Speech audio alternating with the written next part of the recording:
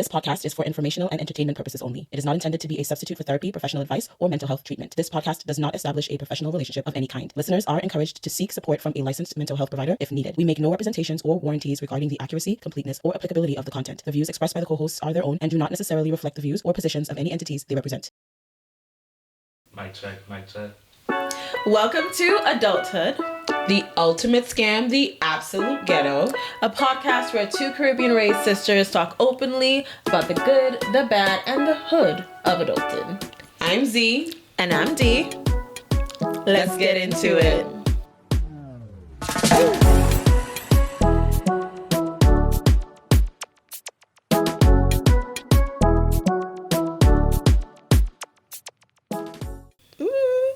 I'm so excited every time you do it. Yeah, I love it. It's like a new experience every single time. Yes. I love it. Yeah.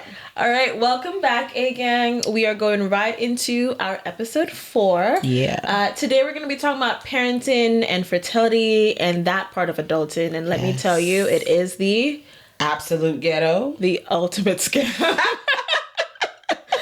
But let's do our sister check-in first. Yes. How are you doing, sis? I'm good, girl. How are you? What you been up to? Oh my gosh. So it is Pride Month now, which, you know, it's like when you woke, like June 1st, I woke up and I was like, gay. You know what I mean? Oh. Yeah. Oh. And then pre-June, post-June? Like, sleeping, dormant. And then June 1st, I was like, bisexual. Let's do it. So, anyways, it's Pride Month. I did WeHo Pride. It was really fun.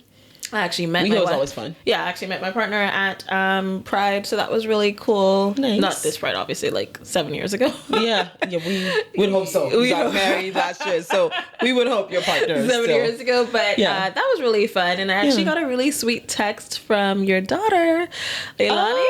Oh, she how texted nice. me, which I thought was so cute. What did She's she say? like, "Happy Pride Month," and I was like, Oh, yeah. I just think about like the generation of like to receive a text like that. Imagine like my 15-year-old self knowing that like in however many years later I would get like a text from my niece saying like Happy Pride Month. It was really touching, and she sent it to her auntie Karen, so it was really sweet. Oh, that's nice. She's a very loving child, and She really very is. thoughtful. Yeah, you did a good job, sis. And we're gonna talk about parenting today, and so you did a good job. Thank you. What about you? Leilani's getting ready to graduate in a couple weeks. Oh my We went gosh. shopping for her dress. And although that graduation is not super formal at the elementary level, but she really wanted a special better dress. show out. And she definitely is going to. But I think like her dad and I really had this moment of realization, like, oh, like she's growing up and this whole different time. We went shopping and she's like, I want to take my time. You know, you found a dress. And I was like, okay, well, time to go check out. She goes, no, I want to walk around and look at the whole store to be sure. And we were just like trailing along, like, wow. So one day she's gonna go like hanging out at the mall by herself. And like soon we won't be doing the shopping anymore with her. Yeah, That's it's pretty so interesting. sweet. You know what she actually sent me, and that's how I know that she's your child. Oh boy. She sent me. So I asked her like, "Oh, what do you want for graduation?" Oh yeah. Yeah, I asked her, "What do you want for graduation?" And she says, "Let me think about it." Thought about it. Gave me a call back a few days later saying, "So I created a PowerPoint. Yeah. And I can either send it to you, or we can jump on a On a Zoom call. jump on a Zoom call, and I can walk you through it." Yeah. Yeah. And I said, that's my kid. that is definitely my sister's kid.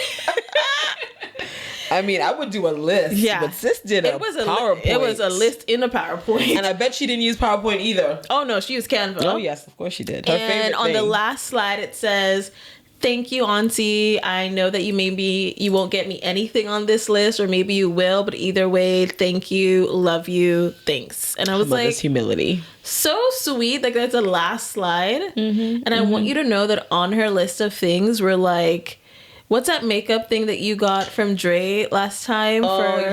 Sol de Janeiro. Okay. Yeah, that was on there. Yeah, she'd been talking about that. And Yeah, I went through and put price points on all the things that she sent me. Oh yeah, yeah. So you don't have to go too far to think about it. It's like it's right there for you to know yay or nay. I went in to put the Oh, you went in because you know, sis on a budget. Yes, you should be.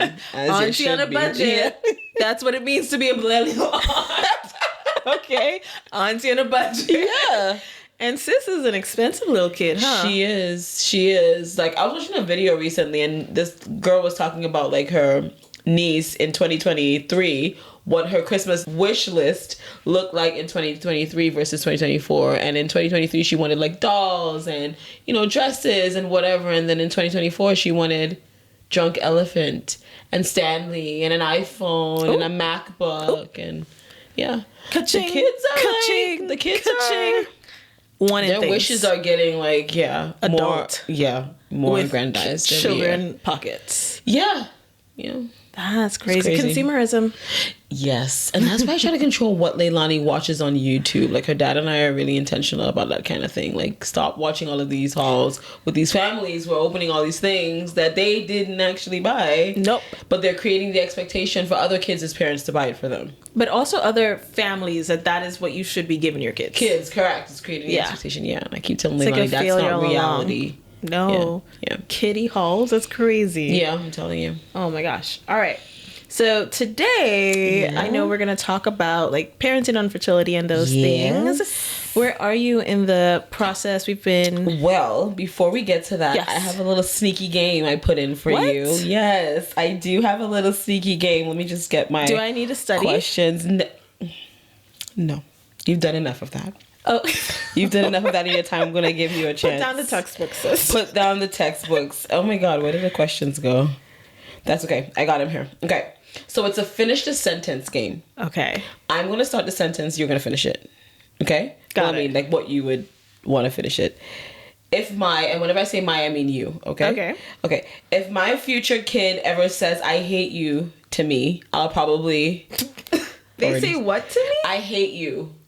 I'm going to ask for them like $30K back. Because that's how much you cost. Yeah. To create your ass was $30K. So you're gonna ask for the $30K. I get it. You're gonna ask for it back. I'll probably ask for the $30K back. You know how they say I can like, I brought you into this world. I can take you out. I'm not taking them out till they pay me back. I hear that. Child labor. I mean, make them work. I mean, I'm not saying how they get it. I'm not promoting child labor. I'm just saying. Neither am I. You know what I mean? To be clear, not me. Neither. You know. Good to know. Okay, the next one. Okay. The one parenting rule I know I'll break within the first week is... Maybe... Well, what are the rules? I can give you one that I broke. Okay. Yeah. So, they always tell you, like, for newborns and stuff, you're not supposed to put them on their tummy. Supposed to put them in the back, because on the tummy you get more. You put Leilani on her. You almost killed her. I'll tell you why. No, definitely did not. Oh. But it's because of the risk of SIDS, right? You're not supposed to put it right. Yeah. Right. Okay. But Leilani had colic. She had like really bad, like a gassy tummy. And one of the ways that you can soothe that is by putting baby on the belly. But you have to be a little more vigilant as a parent to like check on the baby very frequently. And I did that. Make sure there's no blankets around, nothing that can like, you know, get in the way of the breathing and stuff. But yeah, I put it on the tummy. So that's a rule I broke. It wasn't the first week, but like definitely the first 3 weeks, 3 months. Let me just pause. Can you tell who the real rule breaker is? Because sis, you weren't breaking a rule, you were helping your child. Well, yeah, but then the thing is, they tell you, the doctor actually told you, they tell you not to do it. Yeah. Oh my gosh. It's like legit a rule, but my aunt, who's a nurse, was like, do it. Listen, it's going to warm up baby's belly. Yeah. And help a little. And I did that, kind of soothed her for a while. I think I'm going to make some mistakes. Yeah. But I don't know what those are. Give yourself grace, okay? Yeah. The one thing I think I'll be amazing at as a parent, but might totally flop at is... So you think you're going to be good at it, but you might totally flop at. I've been told that because of my years of education, I'm going to be so patient and so like, I got this. I'm going to lose my shit. Like I think I've actually told you the former too, but I can see how the latter could be true. Huh. Yeah. I've said that to you. I think that you have like lose my shit. Yeah, I can see that. But I've told you that because of your profession and like all your years of studying, I think you'll be a great parent. I think like you'll kind of know like stages of development and be a bit more patient and understanding and have all the right words and stuff to tell you yourself and your kid. right, doing the parenting and childhood journey. But I also think that you'll lose your shit. Yeah, I do think that's true too. Yeah, 100% you'll lose your shit. Because you know what? Will. Like, parenting doesn't go according to plan. Like, it does not. It's overstimulating. It is stressful. Oh it's gonna cry. Frustrating. It's a mirror that sometimes you don't want held, which is something I want to mention like later on. I'm sure it's gonna come up again. But yeah, I could see that too. Absolutely. Last one. If my kid threw a tantrum in Target, I would give them the Caribbean eye. Just the eye? Is that the eye? Oh, I felt it, sis. I want to leave Target now. I'm going to leave Target. Better get yourself together. So you're going to tell them, like, talk through gritted teeth. Oh, God. I feel like I'm just, now that you're asking these questions, I have to rethink it all. Now you're going to have to rethink it all, because right now, all I want to say is, let's go. Get your ass. I could just...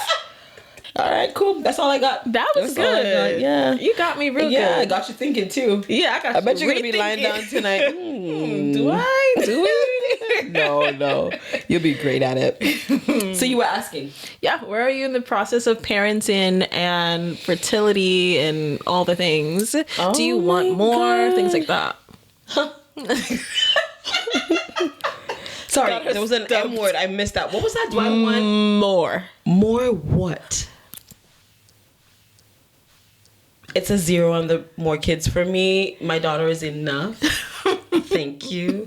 I have a 10-year-old, so I'm 10 years deep and like 8 years away from like most of my freedom. Thank you very much. Have you not spoken to parents with 20-something-year-olds? I've heard about that. Just like the active parenting, I call it. Like the active parenting stage is over in about 8 years for us. So we're counting down. Thank you. But should I tell her? Should we? I'm just kidding. Not funny. Yeah, it'll be over. I'm really counting on those 8 years. I'm really counting. It'll be over in 8. I mean, the active parenting part, like the active stuff, it will be. It's gotta be. It should. Okay, no, seriously. Yes, I'm 10 years deep.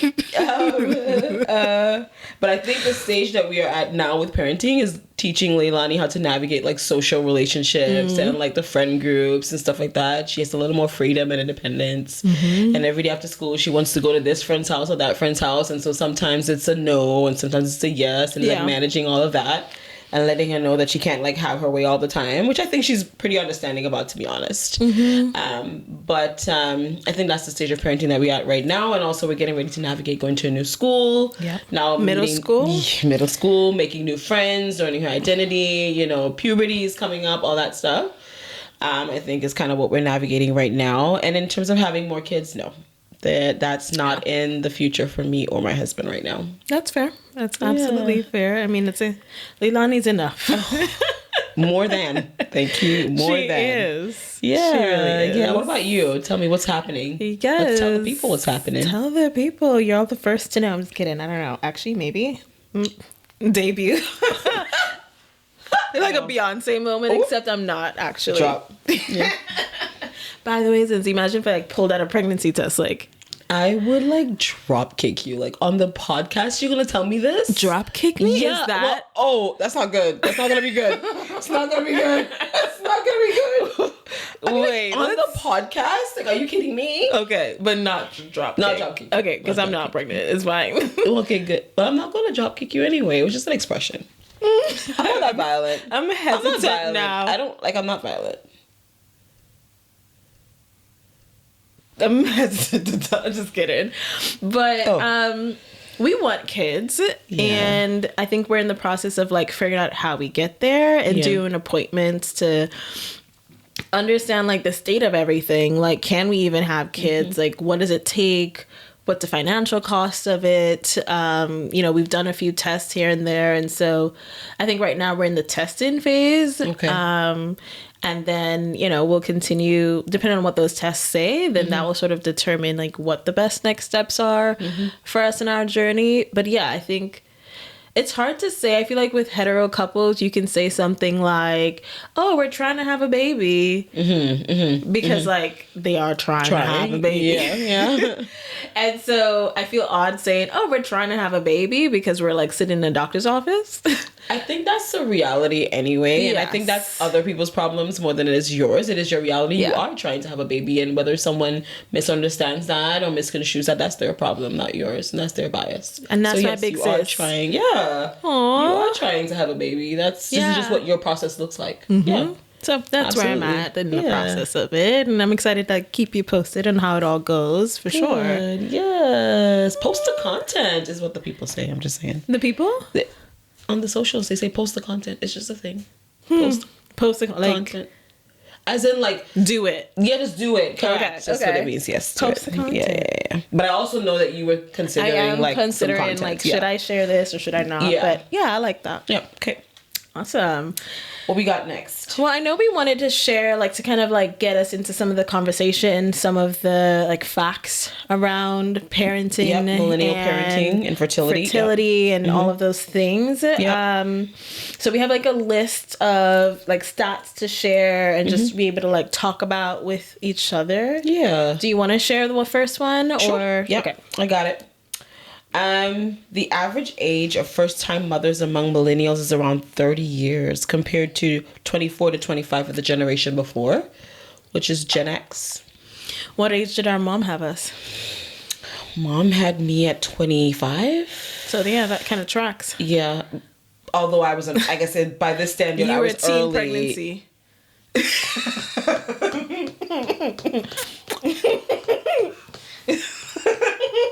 You came for next today. You came to play games. I got you. I got you. Yeah. No? I had Leilani at 25. Thank you. And then at 25. So I guess I'm ahead of this a little bit. Yeah, Naturally, it was I was pregnant young for real. But yeah, I think it tracks. You're right. It does track because and then I guess after mom had you at what 32. Yeah, because that age gap. And then Dre at 39. Damn, Dre. Yeah. She really went in for the last. Yeah, and she loves her baby boy. Yes, she does. He's not a baby anymore. He's a big ass man. He's towering over all of us. Yeah, he including really mom. is. But yeah, it does make sense that it's like 30 and beyond because honestly, who can afford this shit? It is really expensive. It really is. People are now prioritizing their careers too. Education. There's a lot of student debt. Yes, there is. And I almost like, I don't know if you've heard this, but the more women are getting educated, especially Black women, if they are looking to be in this like Black love type of relationship, the harder the harder it is for them to find someone who they find is a match to where they are in their level of education. Like it feels like career. it's bringing them into a space of like, what's my dating pool look like? Yeah. And that's just one aspect of maybe why parenting at a later time is happening. Yeah. But there's so many other reasons why. Like finances, absolutely. I mean, the more... Just thinking about, like, bringing a child into this specific world is, like, a lot we live in right now. Yeah. It's a scary time. So that does track. It does for track. sure. It does really track. All right. Here's got the next another. one? Okay. Yes. All right. 90% of millennial parents use social media for parenting advice, community, or product reviews. Yeah. Do you find that, like, as a millennial parent, where are you going to for, okay, how am I going to do this shit?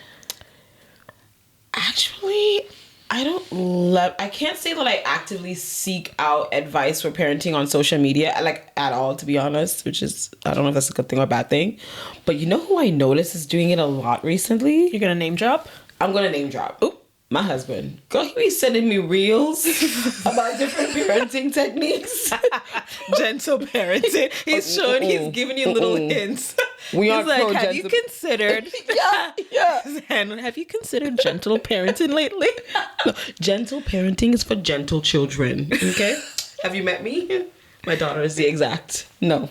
Ain't nothing gentle about us. But like he will send me things like experts talking about what it's like to parent a preteen, or the difference between parenting in like at the elementary ages versus like middle school and high school, and kind of how your techniques have to change and your purpose changes as well as a parent along the way. So that's been interesting to watch. And I mean, I do have a lot of like parent content along my timeline anyway, so I see it in my scrolling, but I can't say like I actively, at least I haven't gotten to that stage yet where I actively seek out parenting advice.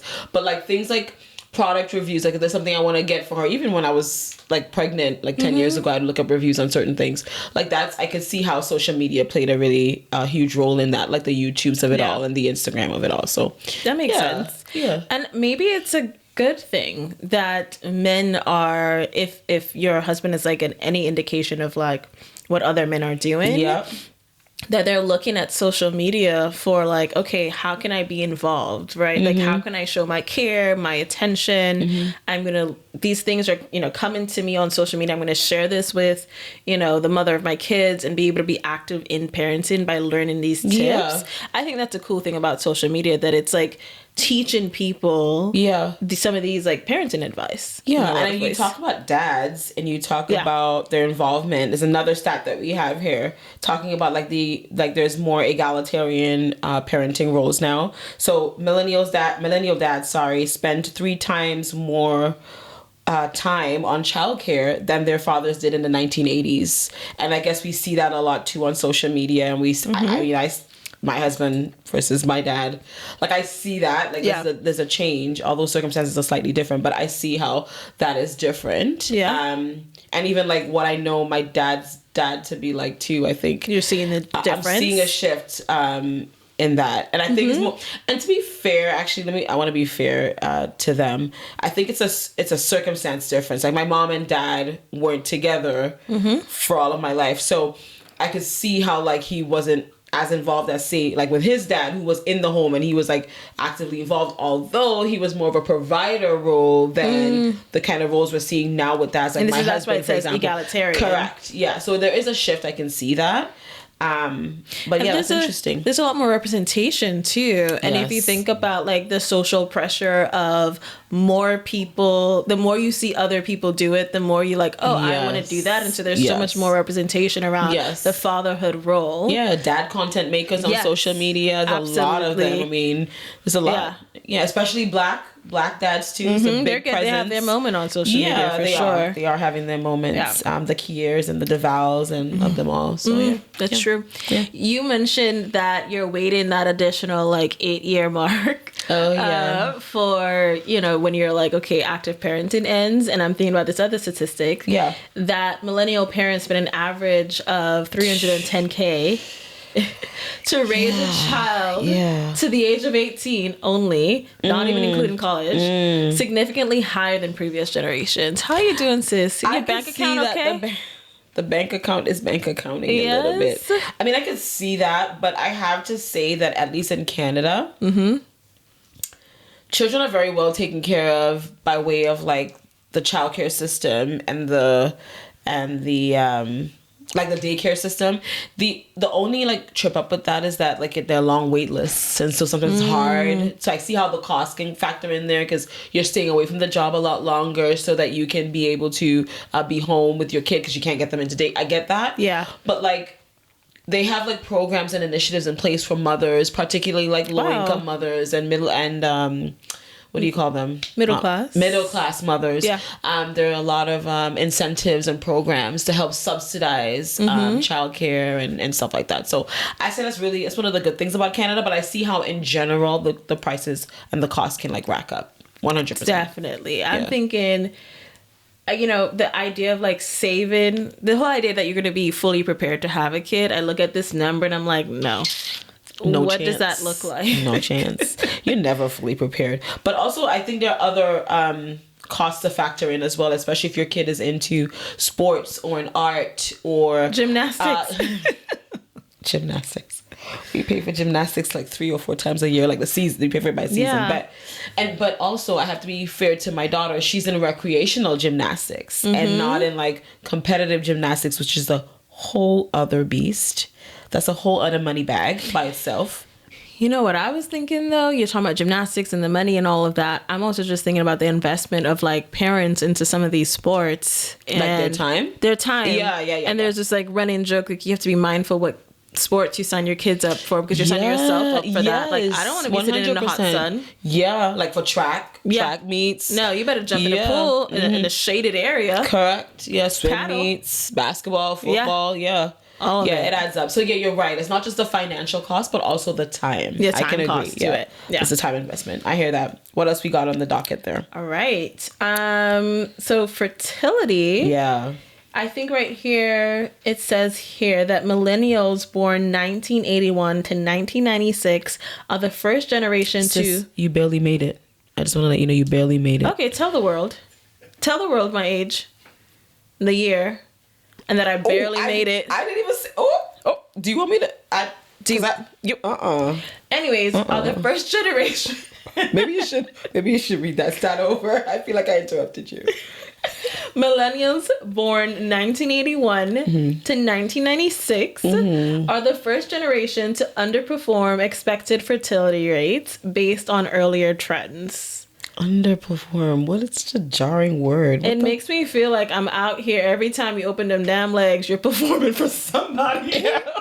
That's crazy. Didn't see it like that. Underperform. That's a lot of pressure. Didn't see it like that. Yeah, a lot of pressure. That's exactly what I was thinking. Word before. Like, are we gonna get a performance review every year? Yeah. Like, you've underperformed. Demoted. On your performance review. No, baby. Demoted. That is crazy. That is a very... But I mean, I see what they're trying to communicate, and yes, it is very true, which leads us into the next stat. Yes. Yeah. Which talks about, like, infertility and assisted reproduction, right? So it says here, use of IVF and egg freezing among millennials has surged. Egg freezing is now up 900% in the past decade. It's 900% in the past decade, especially in urban centers. We got that much egg to go around? We got that much eggs to go around, it seems. But it's a big thing, and I think a lot of the services are becoming a lot more accessible with more like popular. Insurance and I've also seen incomes. Where if you freeze an egg, if you donate an egg, they'll freeze it for you for free. Not an egg, but there's services like that too, where you don't have to pay for the egg freezing. But if you like give to another family to start, they'll freeze a portion for you later down the line. So someone's gonna have like my baby? Come again? Yeah, like you donate, men donate sperm. Yeah. You give a little bit of those, your eggs, and they said you can have yours. You can have the rest of yours. We'll take a few, and you have the rest. I knew about sperm donors, never thought about egg donors. That concept never even crossed my mind. How big is your mind? I got you. It feels so good. You like to come for me. It feels so good as a middle child to like get your older sister. It does. Get your mama, not me. I hate that. I hate it. See it here. You're so good at how that. I got you back? Yes. Yeah. Okay. Damn, so silly. If you donate one, they'll freeze yours for free. But not just one. You know that, right? Yeah. Yeah, like a lot. How many? Oh.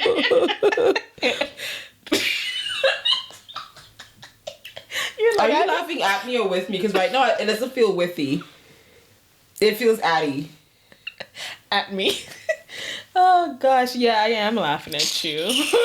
Chops. For sure. Mm-hmm. For sure. And I feel like there's also a lot more acceptance, like talking about egg donation and egg freezing. I think a lot of people are just realizing that there's just no rush. Like technology has allowed, especially for women, to say, I have options. I don't have to decide right now that I want kids. And so let me enjoy life and let me freeze eggs. And then there's a whole nother set of folks who are like, actually, I'm child free. I don't want kids. Correct. Before we go there, though, I can agree that technology has kind of taken some of the pressure off and extended the timelines a little bit. But I also feel like biology isn't always so kind. Like, not just like for carrying or like, but we think about like the pressures of like raising and how that could take a toll on you too. The stage you are in your career. I think there are other pressures that still very much exist and could be a little louder now that they've got this other option of like extending timelines for like the eggs. But I think that there's still pressure, like, because your body is still aging even if you froze your egg at 25. Yeah, right. Absolutely. So the pressure, there's still other pressures. Planning a trip to St. Thomas in the U.S. Virgin Islands? Stay in comfort and style at the City Landing. Modern Airbnb units just steps from shops, dining, and the ferry terminal. Ditch the overpriced hotels, enjoy better rates and inclusive weekly and monthly stay discounts. With only 2 units available, spots fill up fast, so book your home away from home island escape today at thecitylanding.com. The City Landing, where comfort meets convenience. Book your stay at thecitylanding.com. Okay, girl, tell me about it. But yeah, nearly 44% of millennial women ages 25 to 44 are child-free, many by choice, not just circumstance. I know a few people. Yeah. Yeah, and I think they're living their best life. They got money. They do. You know, Denny and I always joke about like what our lives will be like if we like... I'll be well taken care of. I will be on the French Riviera. Like, I'm like you're taking care of me. Right? Like, if you didn't have Leilani, you'd have more for me. I have more for my man, girl. It's me and my man. Even the producer, Dre, is saying, we gonna cash out. I got you, Dre. Wait. It's that middle child thing again. It's like you're in your own corner. It's like, Dre, I got you. You know those like things where it says like each person introduce themselves and every time the middle child gets cut off? Cut off. Yeah, that's you just got cut off from the bag. The bag that I don't even have, basically. It was like, which is all hypothetical. We were all, but you still got cut off. Because like, Leilani's here, so it's fine. It's not like we can, we build this off of. Yeah, if you she did is it. my bag. She gets all the bags. All the bag. She gets all the bag. But I think we've talked a bit about fertility and all the stats and stuff. And I know you've got your own journey, which you did candidly share. Yes. Tell me a little bit about... It's such an interesting journey. I think I'm learning so much about the process that I didn't expect to know or to feel. I think being bisexual, my life could have gone so many different ways, right? Like in terms of like fertility, it could have gone so many different ways. I'm not saying that because you're in a heteropresenting relationship that you're automatically going to have kids, like a natural conception. Correct. And that's going to be easy or anything like that. Yeah, I knew that as well. But I think just like the first time we walked into a fertility clinic, and we didn't end up going with this clinic, but the first time we walked into a fertility clinic, it was pristine. Like Black Mirror pristine. Oh. Let's not even talk about Black Mirror, but yes. I know what you mean, though. Like, you know what I mean? Like sterile, very, very cold, very... Oh, my gosh. Clinical? Very clinical, very sterile. Like, you enter... Like, picture this. You get off the elevator, and the elevator opens up into the lobby. And you feel like you're in this, like, la-la land. And it's, like, on the top floor, and it's, like, welcome. Oh, okay. I was going to say... It's a little impersonal, right? It is a little impersonal, right? Too, right? Like, welcome. Step on the scale, please. Fantasy-ish, Step on the scale and then sit on the chair. Let's get your blood pressure. Girl, you don't even know my name. Yeah. You don't even know what I want. You don't even know which one of us is finna carry. Yeah. It was odd. And then you go into a whole nother space and then you speak to the doctor. And I just remember thinking, this is like, not to say that like creating a child is romantic, but this is the furthest. It should be a little more warm, from romantic. A little bit welcoming, a little more personable. And then we finally found a clinic that was a lot more personable and inviting and welcoming and all of that and hopeful. And so that was really great. And I think for me, I'm just getting used to. I'm a go person. Okay. I'm a plan it, like vision it, plan it, do it. And that's just not the case for like having a kid. Yeah, no. You can't just like see it, plan it, do it. It's just so many in betweens. Yeah. And so I'm in just the process of like testing and trying to interpret different texts in there. A little bit of vulnerable moment, but like the last test I did said that my prolactin levels were high. Okay, which is like tell the people not a great thing for fertility. And we're gonna retest, but it just feels like it's such a mind game. This entire thing just feels so heavy, thought heavy, in trying to process every little bit of the process. And I'm really happy to do this in a partnership. Yes. And then that's like the beautiful thing for me. It's like we're going through it together, we're figuring it out together. I'm excited, right? I'm excited for where this goes. But it's just interesting to be on this journey and all the things that we don't necessarily think of. Like, can I give you another like random tidbit? Go ahead. I was watching this video and they were talking about, so they had already gone through the fertility process. It's 2 women, 2 moms, and they already have like 2 kids or so. And they're filming this video and they're like, one of the women are like crying and they're saying, oh, we're about to give away one of our sperm donors' vial. And for context, when you're trying to have kids, you order a set of sperm vials and you use it because you don't know you don't need one vial, right? Because you have to keep trying. But at some point maybe it works out, but you still maybe have like a remainder of vials that you have bought, right? And at some point you kind of have to make a thought process, like, do we want more kids? What's happening here? And that process of saying maybe not, and you give the vials back because you don't actually have the vials, it's like stored for you. You give the vials back. I didn't even think about that in like that experience of like giving the vial back. It's like giving your man back. You know, I guess it's probably similar to like a vasectomy and things like that, but it's like giving that back. Or your embryos, like let's say you got a whole bunch of embryos, it worked out, and then you have to like let go of embryos or donate embryos. It's those bits of parts of the process that are so unique that I didn't consider. But I mean, outside of all of that, I'm thankful for the technology. I'm thankful. We actually had, this is odd, it's taboo, but we actually had a fertility for our wedding, our like, you know, on our registry. We had to donate for fertility. And so we're grateful for, you know, like a fertility fund. Fertility fund. We're grateful for the ability to even think about all of this for that. What was it like for you when you found out that you were pregos? Oh, it was, you know, interesting. Very interesting. I was very happy and I kind of knew. We weren't trying, but I guess my body kind of told me, right? That what do you mean? Your body told you? Oh, like no. Yeah, like my body told me, girl. Like, told me. It told you. Yeah. So go with it. You go with it? It told me. Okay. Right? Yeah. It told me. But I was excited.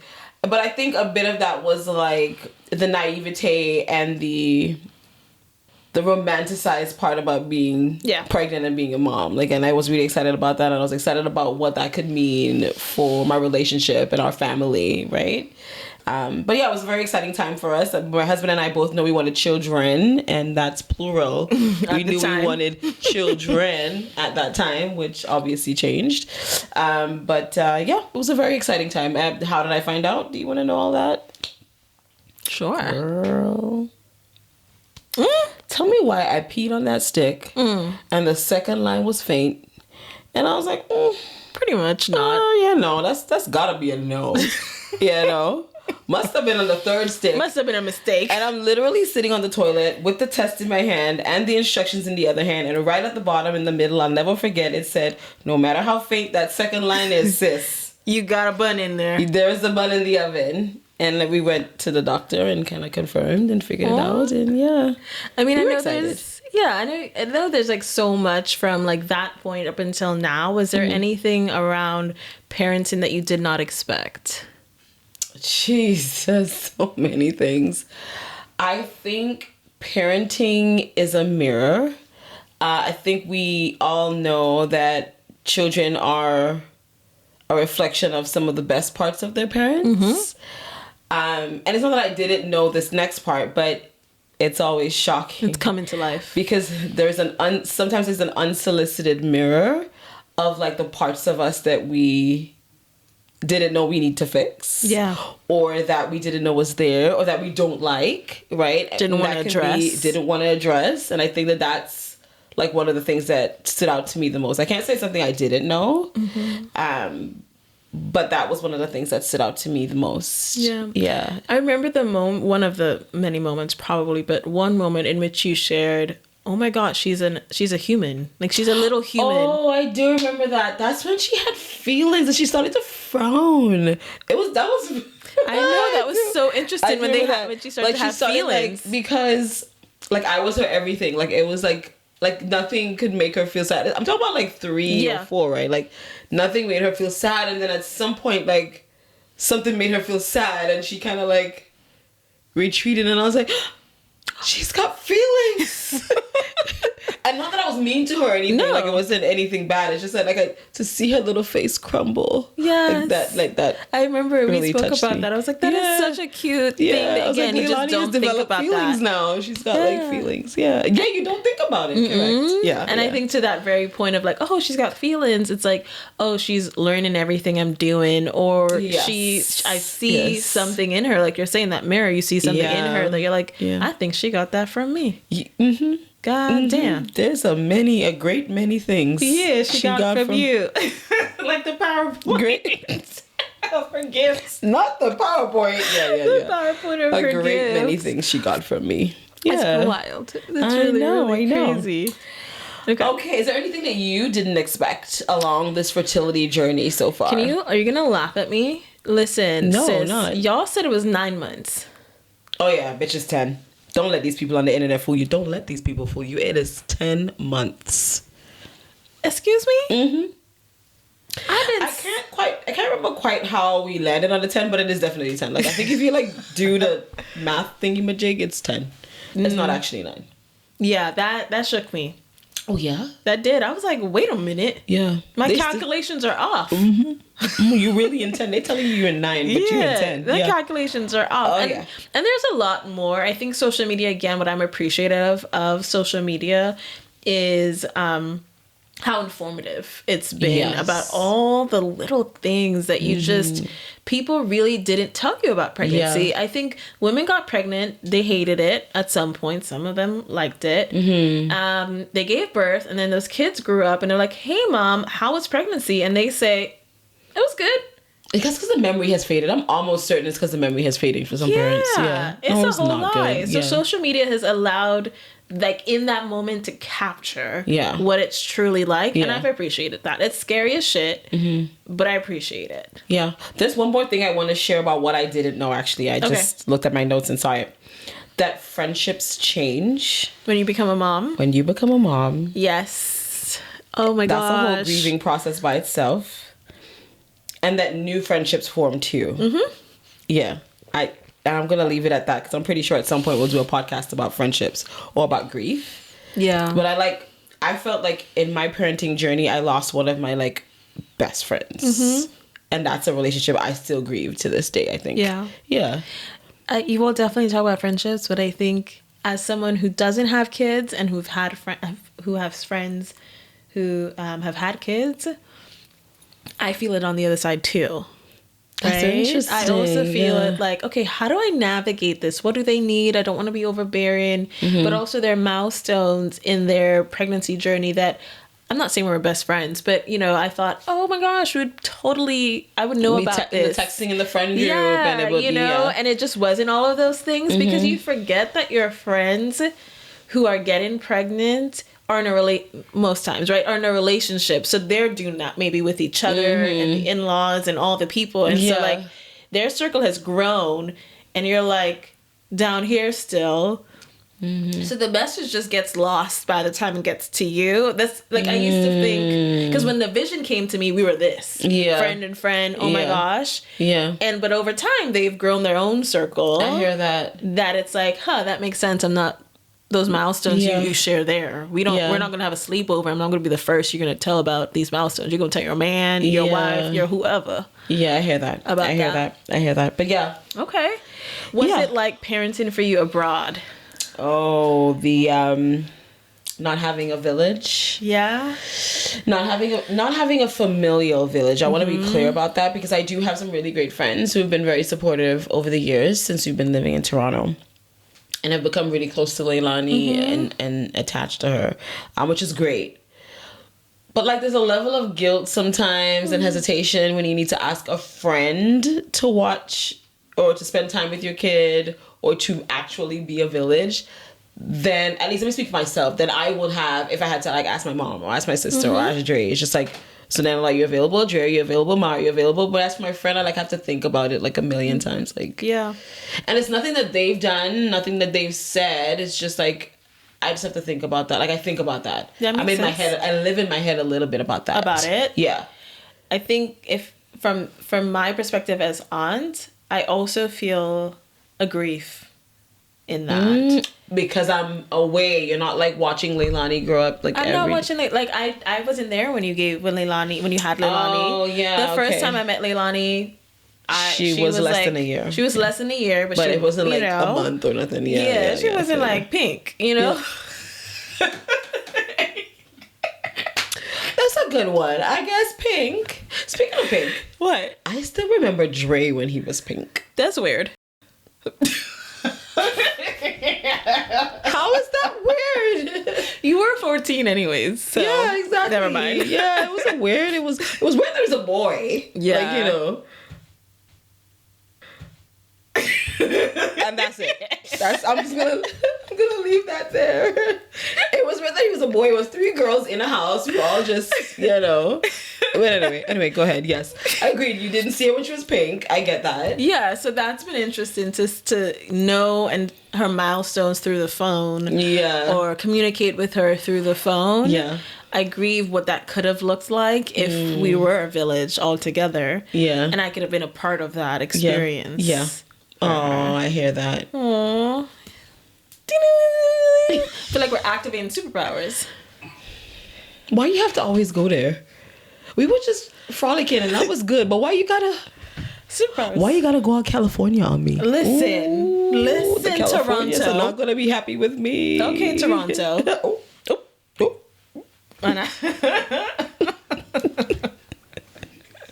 Yes. Okay. Wait, can I add something? Yeah. I also think for me, becoming a parent abroad, I'm so nervous about it. I have so many fears around what that means. Yeah. Almost like a pressure to pass down culture by myself. Oh, right? Yeah, because Denny and I will be on a yacht in Saint Tropez. So I see how like next you won't year? really have my help. You keep freaking forgetting to say not 10 years from now. Damn it. God willing. I might still be. I might just run away and leave them. Not with Denny. You gonna be on a canoe, sis. Okay, row that boat yourself. You ain't gonna be on no yacht. Okay. Fair. But yes, I think about like passing down culture and making sure that they know they are Caribbean and not American. Not to say that they can't be, but that would like pang. I would feel like a pang. The thing is, like, I can help you. Like, I think you have a village and you have resources, and the internet makes it so much easier now too.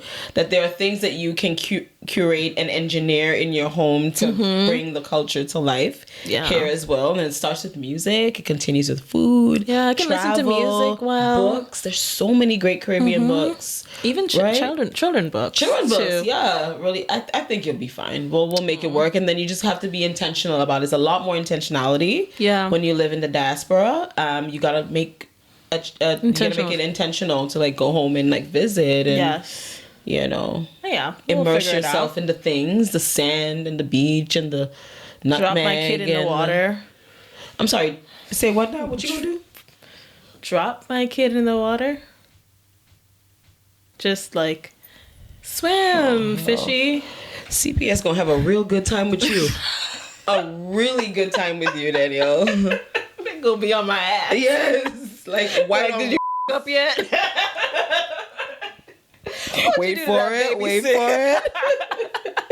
And I'll be the whole time finding it. Finding it. Oh my goodness. Okay, so let's talk about the role of a grandparent and how that changes depending on stage of life. Oh my gosh. Well, tell me, like, what has it been like to experience Ma as a grandparent? I feel like watching Leilani interact with her grandparents, the themes are, there's two themes, and they're the same, I feel like, from the time that she was born.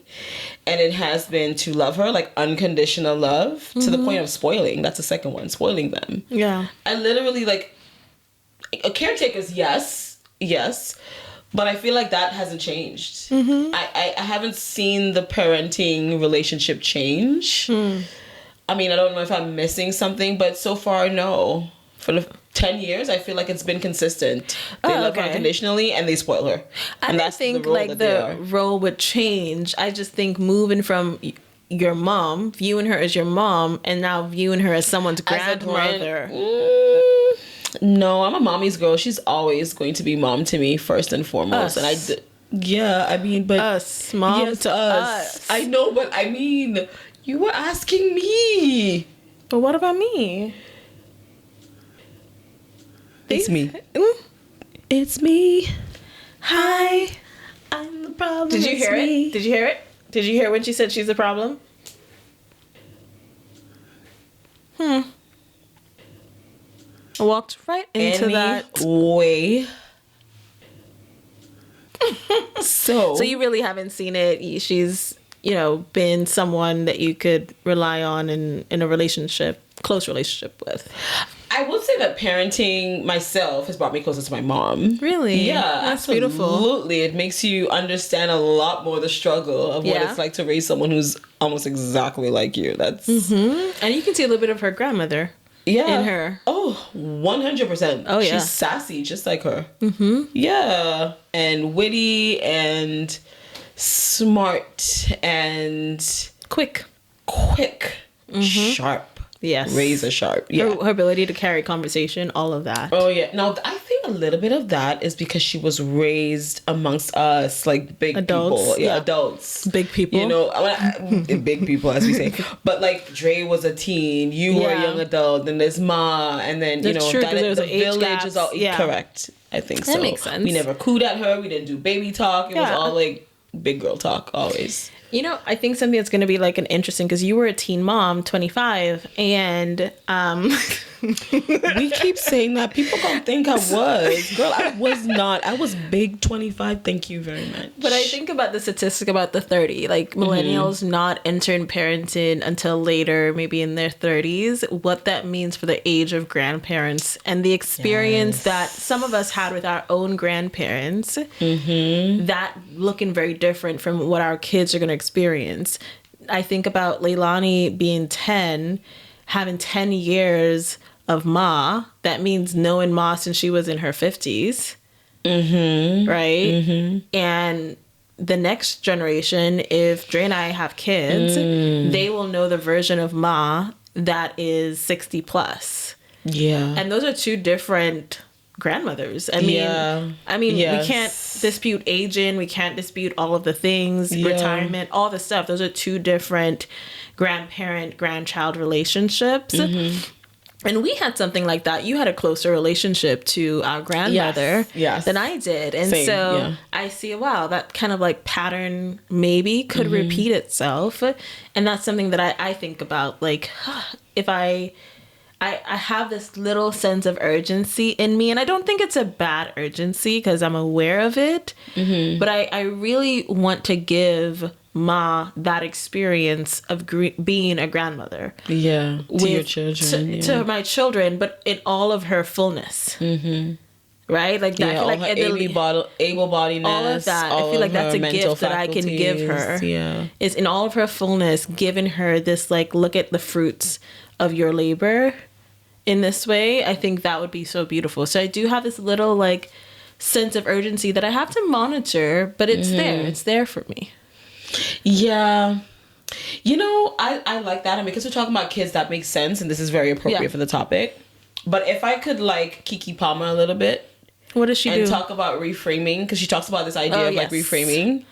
I also think that there are other things that you've given Ma too, and I mean that doesn't take away from what you feel about the children. And how, absolutely, you know, I get that. I hear you, but I also think that there are other things that you've given Ma that you can be proud of, and that she sees, and that, you know, that she sees the fruits of her labor in those ways. That's what I'm trying to tie it back to. Fruits of her labor. I think she sees that too. Oh, it's so sweet. It's just like a sweet big sister moment. You want to do the channeling our superpower shit again? Yeah, that was kind of cute. Yeah.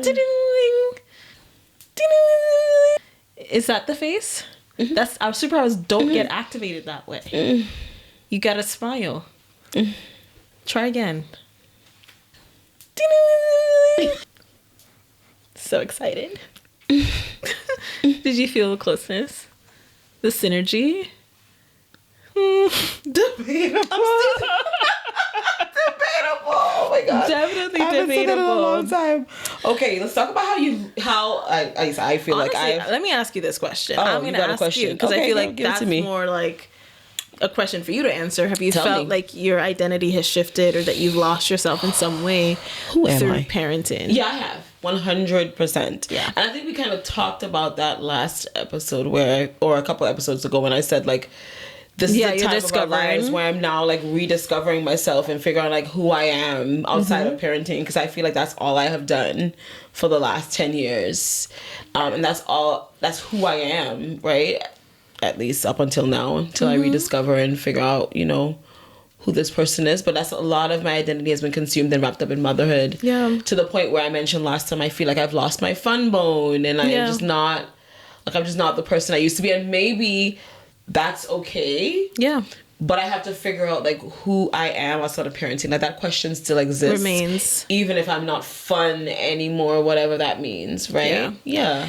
I think, I don't know if you could answer this. So even though you don't have the answer for this and you're trying to figure it out, is there any advice that you would give to me about how to lessen the likelihood of losing yourself? Oh yeah, you have to prioritize yourself and prioritize your needs and the things that you want to do, remembering to ask for help and not feeling this mom guilt of having to do it all.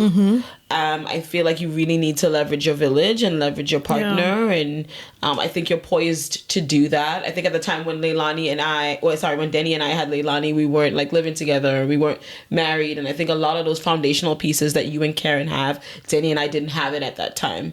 So I think you're already like ahead of the game in that sense. Yeah. And so remember to prioritize the things that you want and like to do. Yeah. I appreciate that. Received. Yeah. And you didn't have this baby by yourself. So it's you and Karen, and you guys are going to like, you know, figure it out. Yeah. Split the load and figure it out. Yeah. Okay. That makes sense. Did you go through, so one of the things I'm concerned about is like postpartum anxiety or depression. Listen, sis, the middle child syndrome is real. So, okay, that was a little too real of a response. Are you like fully confirming that? In case you were confused about this is it. So one of the things I'm worried about is depression and anxiety after giving birth, like that experience of it all. And I'm just curious, like your journey, did people talk to you about that possibility, or like did you know that was a possibility afterwards? Oh no one talked to me about postpartum depression at all. And I think, you know, if I'm being frank, you know, I talked to you about going to therapy, and I think that's one of the things I'm going to be talking to my therapist about, because I feel like I have untreated, undiagnosed postpartum depression that I've just carried on for 10 years, and I've got to unpack that. So no one talked to me about it. Did I know it was a thing? Yes. Did I feel like I had it? No. Yeah. But in retrospect, I think this could be a little bit of that. And no one tells you that it could last. It could just go on going. I think people think about postpartum as like just the first year or so. Yeah, a couple years. And it's like, being a parent. No, it can keep happening. But I'm excited for this chapter for you as well. Yes. In that. Finding myself a little bit. Yep. Yeah. You got another question for me? I feel like you do. I heard you take a deep sigh. I heard you take a deep sigh. The happy moments. We're at an impasse. Oh, happy moments. Go ahead. Yeah, the happy moments. Yeah. What are the happy moments of parenting? And for me, Dink Wadden Ooh, we gotta tell the people what Okay. dinkwadding is. Are we gonna put it right here? Or are you gonna tell them? It's double income, no kids with a dog. Yes. I love it. Tell us about it. No, you tell me first. Okay. Parenting. The best parts of parenting for me is when Leilani, like, remembers something that we've taught her. Like, when I can, like, visibly see the fruits of my labor. And boy, do Seldom? I labor. Oh, No, I yes. labor. I repeat. And I talk. Your back hurts. And everything hurts. My mouth hurts. My back hurts. My feet hurts. But when I see her doing the things that we've taught her, that makes us really happy. When she does well at school is a good one for me too, because I think education is one of our values in our home, and we were raised with that value. And I think I love to see when she does well at school. What else? When she tells me that she loves me and I'm her best friend, I think that's cute. Like, right? Like, I mean, what? I got a little broke best friend. Yes. Not one of your little friends, but yes, indeed, she is, because she's the only child. Indeed. Indeed, she is. I think those are the ones I can think of top of mind. Okay. Her affectionateness, she's very caring. Yeah, she's very sweet. Yeah.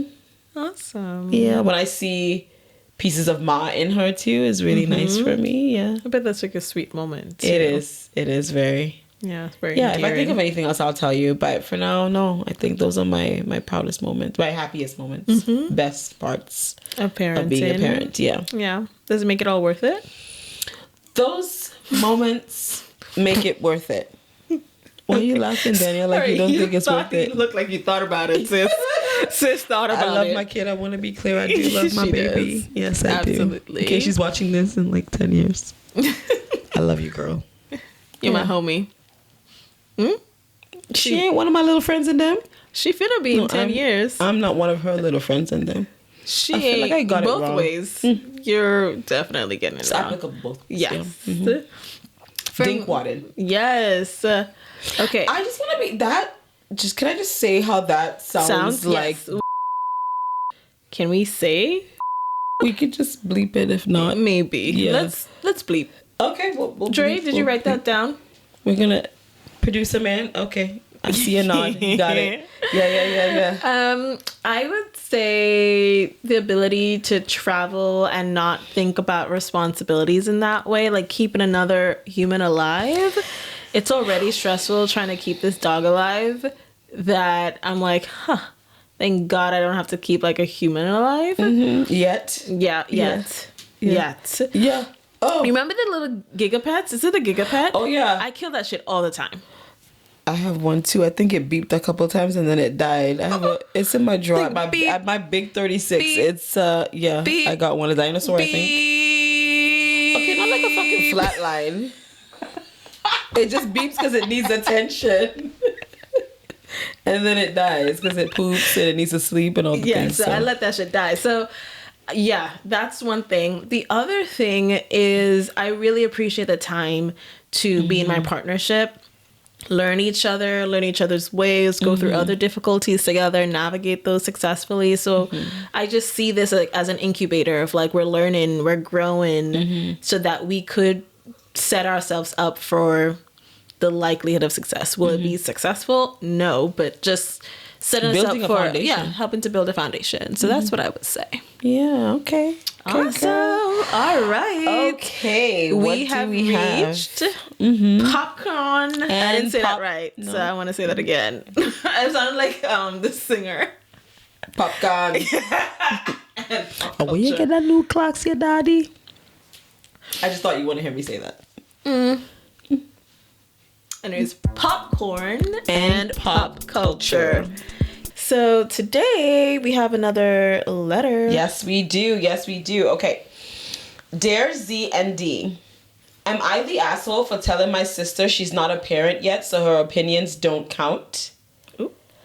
So I, 33-year-old single mom of 2, a 6-year-old and a 3-year-old. My sister is married. She's 29, no kids yet, but she loves to give parenting advice. Ooh. She sends me TikToks, quotes from parenting books, and even commented on how I handled a tantrum at Target while she was FaceTiming me from her couch.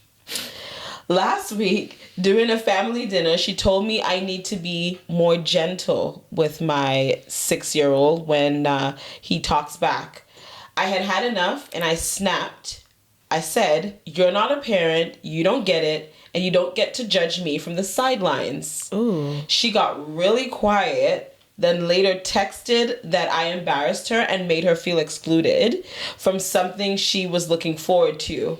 My mom thinks I should apologize for dismissing her as a person, but I think she needs to understand that there's a difference between theory and real life. So, am I the asshole for shutting her down like that, or was I just setting a boundary?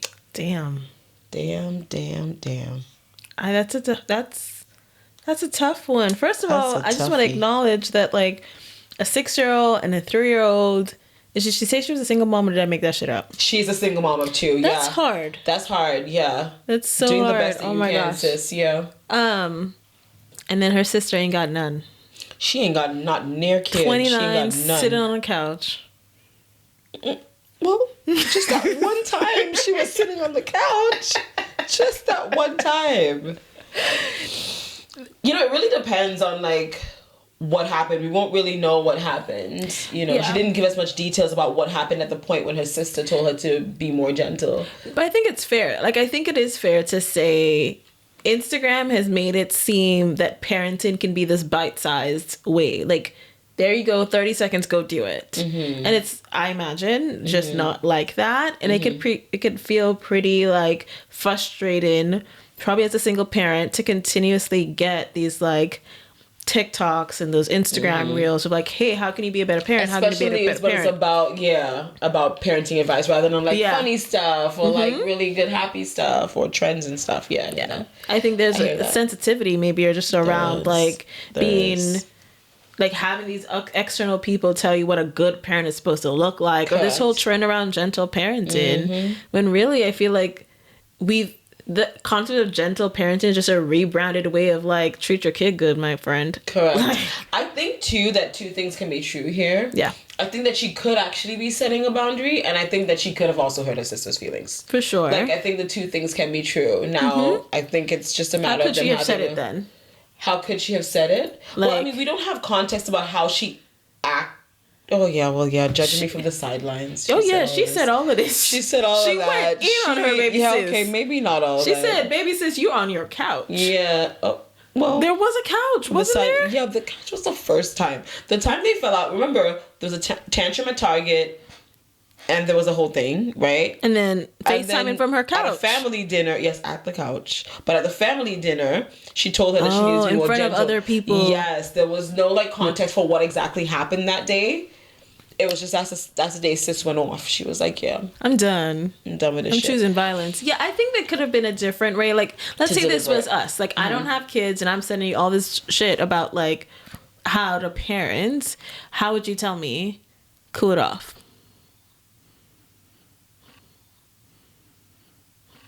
Finding it. Finding it. Nice. I might actually just tell you, like, can you, like, stop sending me these things? Okay. Like, I might ask you, like, why do you keep sending me these things? I'm like, I'm trying to help. Oh, did you? You didn't like that response? Did you see, like, the crazy started to activate? I'm just kidding. I don't know what I would say. That's a toughie. Because I don't want to hurt your feelings, and I think about your feelings. I don't want to hurt your feelings. You do? Think about your feelings. Out of here. Of course I think about your feelings. So sweet. Okay, I feel it. Yeah, but superpower. Come on. Let's go. Twiddle, twiddle, twiddle. We're so in sync. Yeah. Yeah. Focus, Danielle. Focus. I think she could have said, like, you know, I really appreciate, it's always a sandwich, right? The compliment sandwich. Yeah, I appreciate that you send me all of this. This is how it impacts me when you send it to me. right? It doesn't make me feel confident in my parenting skills. It makes me feel belittled. It makes me feel like, you know, you don't believe Judged. in me. Yeah, you don't believe in me as a parent. And I would appreciate, so then there's an ask, right? It's kind of like an I statement. Like, and I would appreciate if you wouldn't do ... Or if you did do it, this type of content I really like when you send to me. Because I think it's helpful to tell people what you want and also say it in the positive. Rather than telling them what to do, tell them what you want. What you want, I like that. not what to do, and say it in the positive. So instead of saying, don't do this, I would appreciate if you did this instead. Right? So you give them a direction to go. Because I think for the little sister, she's probably just trying to help. Helpful, yeah. And she wants to know, what's the best way that you want to receive this help? And so if the older sister can say, this is what feels the most helpful for me, they have a better, you know, dynamic from there to say, okay, this is what works for us in our sisterhood. So it's not the what, it's not the fact that she is in fact created a boundary, is how she would about create. I hear that. All the best, sis. I hope you figure it out. Yes. All right. So we've come to the end of episode number 4. We did it again. We did do it again. Thank you for hanging with us again. As always, if you are listening to us on Spotify or Apple Podcasts or any podcast platform, we do ask that you follow. You weren't sure where to go with that. Did you just snort? Come on, man. What? But you did everybody. Not me. You maybe missed it. Just tell them goodbye. I think everybody heard. All the producers are banding up right now because they heard. Y'all can edit that out, right? No. Edit. Keep that in. Producer man. Just say goodbye. Keep it in. Okay. All right. Okay. Okay. Okay. All right, A-Gang. Thank you for hanging with us for another episode. We had a really good time for episode 4. We appreciate you tuning in. If you are listening on Apple Podcasts or Spotify, we do ask that you follow and leave us a 5-star review. Not 4.5. Not 4, not 3, not 2. 5-star review. And if you're watching this on YouTube, you know the drill. Like, comment, and subscribe and share. And if you want, you can follow us on Instagram. Well, you should be following us on Instagram. You're not? Exactly. Yeah. Follow us at Instagram at The Adulthood Pod. Yes. And if you want to send us a listening letter or collaborate with us or send us an inquiry, you can email us at theadulthoodpod@gmail.com. Correct. Thank you for watching. Bye.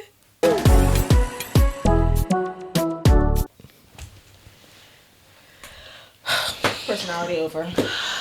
People, I don't know how they do it. I don't know That's how to it. do it. That's Maybe it, like folks.